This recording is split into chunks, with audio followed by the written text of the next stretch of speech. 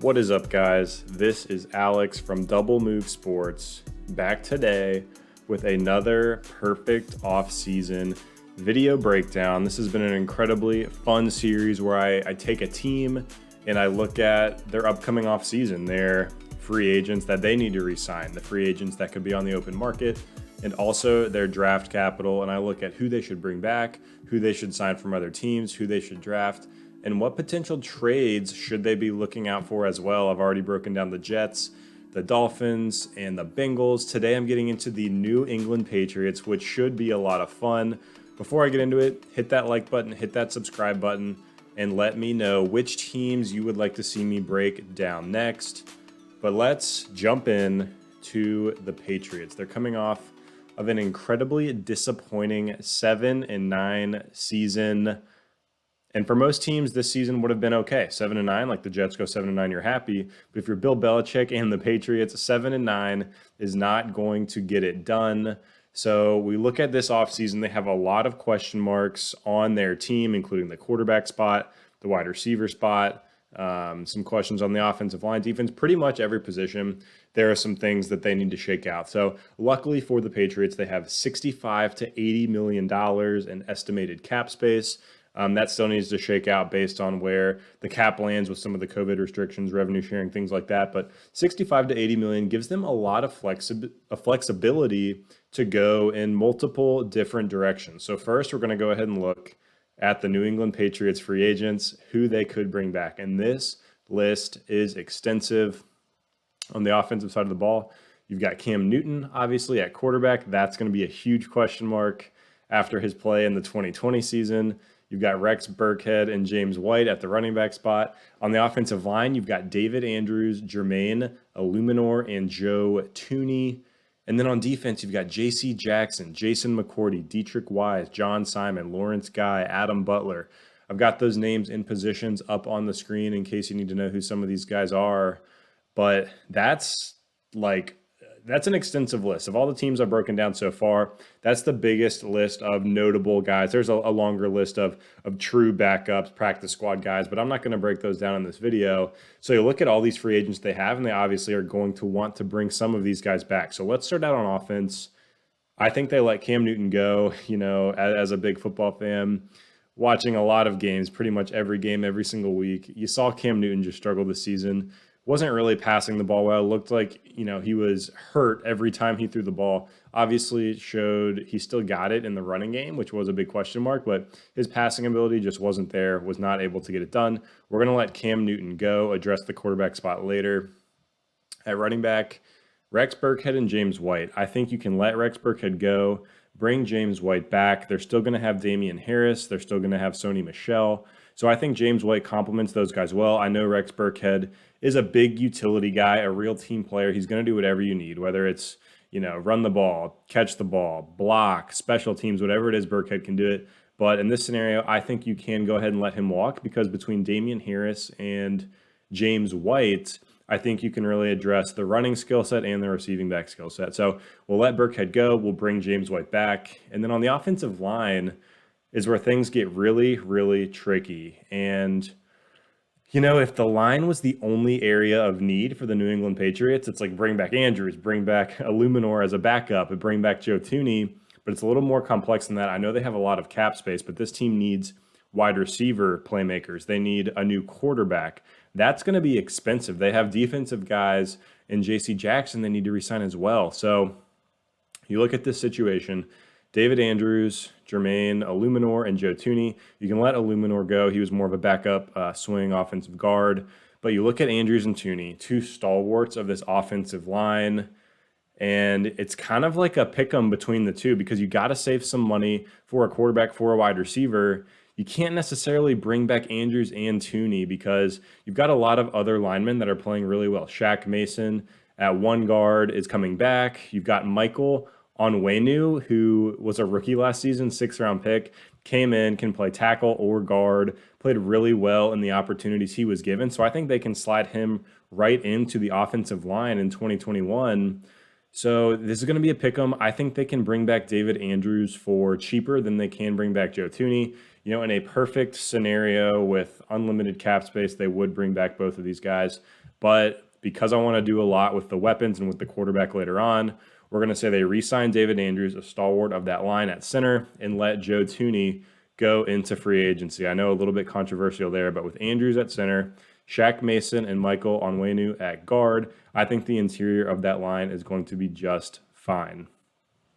So now let's look at the defensive side of the ball. J.C. Jackson, restricted free agent, but he's a stud breakout cornerback who had a huge season in 2020. You got to bring back J.C. Jackson on a long-term contract. Jason McCourty is a veteran guy. I think they can let him go at this point. He could be back with a pay cut with a really low veteran contract, but we're going to have to let some of these guys go. So McCourty goes, and then on the defensive line, tons of guys here. Dietrich Wise, John Simon, Lawrence Guy, Adam Butler. The defense was okay last season. The defensive line was okay. So we're just going to mix it up. We're going to bring back Dietrich Wise, who's a younger emerging player on that defensive line, and then bring back Lawrence Guy, who is a veteran who's already expressed that he wants to be back. So we're going to go with one veteran, one young emerging player who might command a slightly bigger contract just to keep the defensive line intact with some continuity. So to recap free agency, we're going to bring back James White, David Andrews, J.C. Jackson, Dietrich Wise, and Lawrence Guy. And we're going to let Cam Newton, Rex Burkhead, Jermaine Illuminor, Joe Thuney, Jason McCourty, John Simon, and Adam Butler go. Now, I know that sounds like a lot of players departing for free agency in a team that already felt thin last season, but luckily for the Patriots, you do have a saving grace, and that's guys that are coming back from opt-outs last season. You had Dante Hightower, Patrick Chung, and offensive tackle Marcus Cannon all opt out last season. They should be back. I know there's rumors about Cannon retiring, but we'll see. So that should provide a lift to the offensive line with a couple guys departing and to the defense with some departing players as well. And we know that Dante Hightower is just an incredible talent on the defense, and Chung has been a starter there for years. So big lift coming on defense without them having to go out and do anything. Next, we need to go ahead and look at free agency. And now that the Patriots have brought back Andrews on the offensive line, some of those offensive pieces, and they're getting that big lift on the defensive side of the ball with Hightower, with Chung, we need to look forward, between free agency and draft capital and see what the big needs are. And to me, there's two obvious glaring needs that stick out, and it's the wide receiver spot and it is the quarterback position. So in free agency, we're going to go ahead and address one of those positions. And fortunately for the New England Patriots, the wide receiver free agent class this year is incredibly deep. I mean, look at some of these names that could potentially hit the open market. You got Chris Godwin, Allen Robinson, Kenny Galladay, Will Fuller, Juju Smith-Schuster, amongst others, AJ Green, T.Y. Hilton, Marvin Jones, some veterans as well. So the Patriots should have the opportunity to go out and sign a playmaking, true number one wide receiver, which this team so desperately needs for whoever their quarterback is going to be next season. In this scenario, though, the name that sticks out to me is Allen Robinson from the Chicago Bears.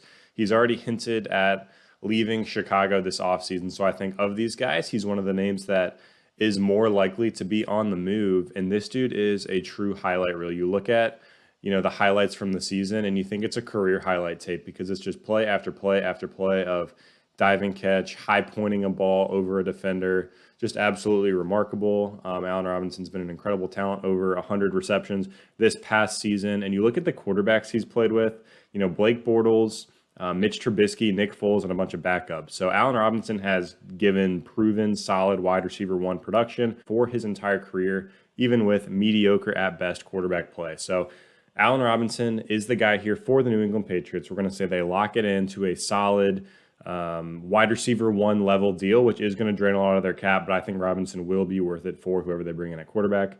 Now, when we look forward to what they are going to do at the quarterback position, we're going to go ahead and move to the draft. I know in free agency, they will sign more players, a lot of depth pieces on offense and defense. Most teams are going to do that to fill out their rosters, but as far as the splash signings go, I think Allen Robinson is the name to focus in on here. So let's move forward to the draft.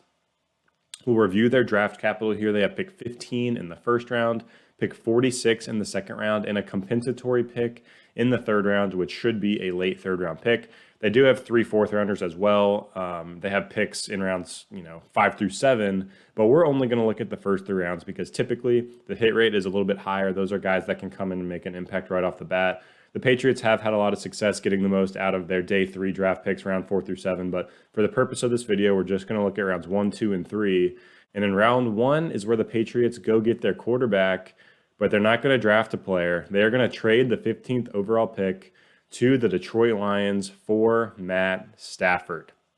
And I know this is a bit of a hot take, but I really think Stafford could and should be on the move this offseason. You look at what the Lions are doing, they should be in rebuilding mode. Stafford might only have a couple years left as a very productive quarterback in this league. He's proven to be capable and sufficient. So, when I look at the Lions, they should be trying to move on, get draft capital, really rebuild this organization. And for the Patriots, they need a quarterback. They have a defense that's built to win now. They have a solid offensive line. If they really want to compete, which I think they can under Bill Belichick, they should go get a veteran, solid quarterback like Matt Stafford. And if they bring in Allen Robinson in free agency, give Stafford that true alpha wide receiver 1, we could see this Robinson Stafford become the new face of New England. And I think it just makes too much sense for the Pats to go get their guy. Cam Newton clearly wasn't the answer. Doesn't look like Stidham was either. Maybe in the draft, we're not going to do it in this scenario, but maybe they also do take a developmental quarterback along with Stidham to work behind Stafford and see what they have there. But if they want to compete now, I think they could with Stafford and Allen Robinson on this team. So the next area of debate is, could they even get Stafford for just the 15th overall pick? And I've seen it all over the board. I've seen some people say, oh, Stafford's contract is too big and they're going to get, a second or third rounder for him. But I've seen some people say, oh, it would have to be a first rounder plus some. So for this perfect offseason scenario, we're going to assume the Patriots can pull this off and get Stafford for just that round 1 pick. And there you go. You drain a lot of your cap on the re-signings of like J.C. Jackson, David Andrews on the offensive line, some of those other pieces. You bring in Allen Robinson, you bring in Matt Stafford, make some of these big-time signings to improve your roster right now that is built to win. I mean, just 2 years ago, before Hightower and Chung opted out, before 2020, we saw this Patriots defense playing at a historical level. We'll see if they can get back to that with some of these pieces back under Bill Belichick. But there's the quarterback need filled for the Patriots. And in round 2, with pick 46, we will look back to the wide receiver spot in an offense that needs playmakers. And we're going to pick Rondale Moore here, wide receiver from Purdue. And Moore is a do-it-all type player, that Swiss Army knife who can get carries, jet sweeps out of the backfield, beat you deep, beat you on screen passes. And Rondale Moore would just be a true dynamic playmaker for an offense that really, really desperately needs it. This offense doesn't have a lot of explosiveness right now. We saw them really lack that last year with like Jacoby Myers, who I think is a fine receiver, N'Keal Harry, Damian Harris as kind of their key options. There was no explosiveness to this team, and I think they really, really could use it with a player like Rondale Moore.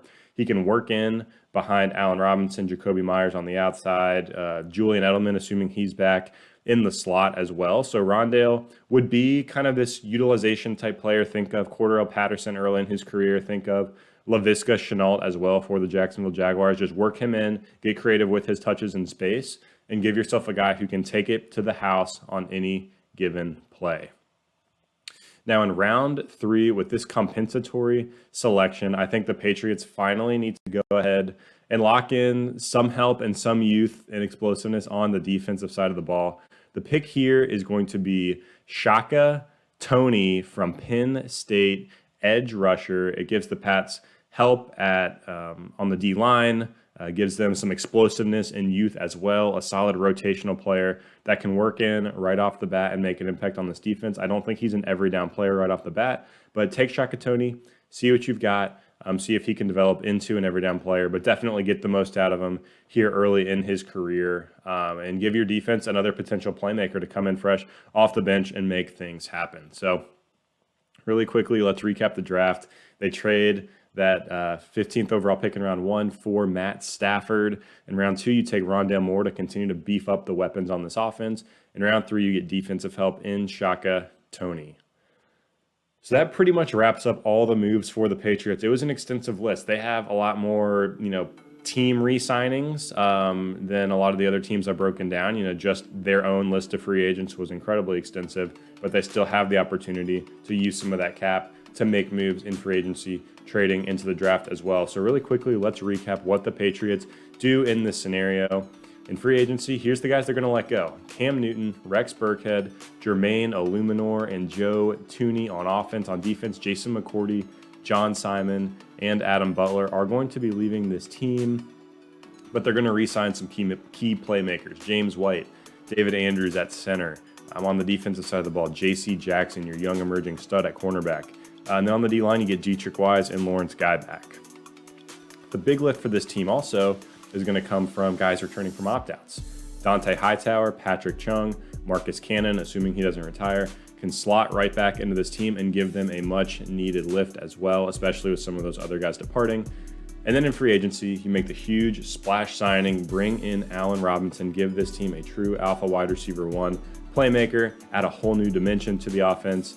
And then you look at the draft and you're finally going to get your quarterback. You're going to trade for Matt Stafford, which that trade could come before the draft. It might not necessarily happen on draft day, depending on when roster bonuses are due, when the Lions want to move him, etc. But essentially, you're going to trade that round one pick for Stafford.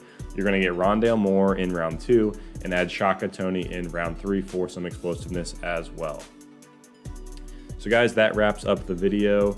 You know, this one was a lot of fun, really interesting to get into for a Patriots team that we expect so much success out of. Let me know in the comments down below what you think, what you would do differently. I know Stafford's a bit of a hot take. I think the Patriots realistically could just go ahead and draft their guy as well. But I would love to see Stafford-Allen Robinson. That Stafford-Allen Robinson combo in New England under Belichick would be very, very interesting. But yeah, let me know who you want to see me break down next. Hit that like button, hit that subscribe button, and we will see you next time. Peace.